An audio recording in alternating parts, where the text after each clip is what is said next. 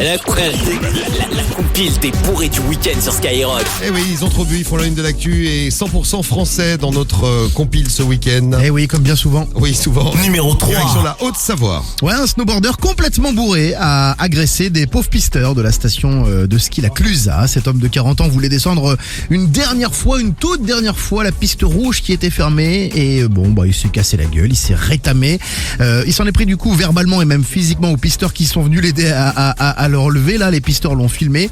Bon, il a écopé quand même d'une amende de 1500 € à verser 600 € à un des pisteurs pour préjudice moral et interdiction en plus de venir à La Clusaz pendant 3 ans. Le voilà donc banni. Voilà, il ira à Valoir. Ou aux Deux-Alpes, à Tignes, à je ne sais où.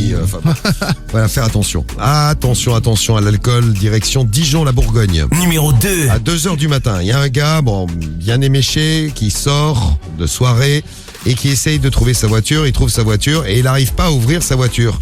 Et il avait très envie de se coucher, donc c'est bien parce qu'il n'a pas pris la voiture pour rouler.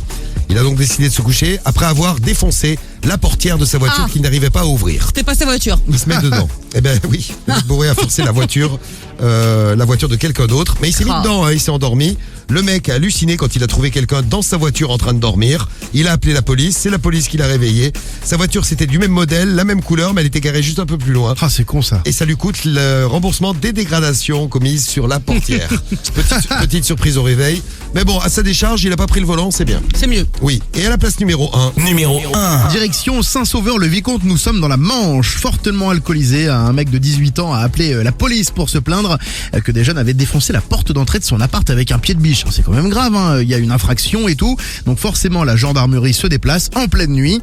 Il raconte aux militaires qu'il a eu peur, qu'il a entendu quelqu'un marcher dans les graviers de la cour, et puis que 2 individus donc ont fracturé sa porte et cassé un carreau. Il explique après qu'il a pris une chaise pour les faire fuir. Les gendarmes sont assez atterrés, ils font une inspection minutieuse des lieux. Et très vite, il repère que le récit du mec n'est absolument pas cohérent en fait. Ah, c'est lui qui l'a fait. Oui, les intrus étaient imaginaires. Il était totalement bourré et il ne s'est rien passé, c'est juste lui qui a tout dégradé tout seul. Ah, ok. Bon, il a été condamné par le tribunal donc pour dégradation et dénonciation mensongère. Ah, c'est pas bon ça. Eh oui. TIG pour lui. Oui, c'est ça. Voilà, TIG.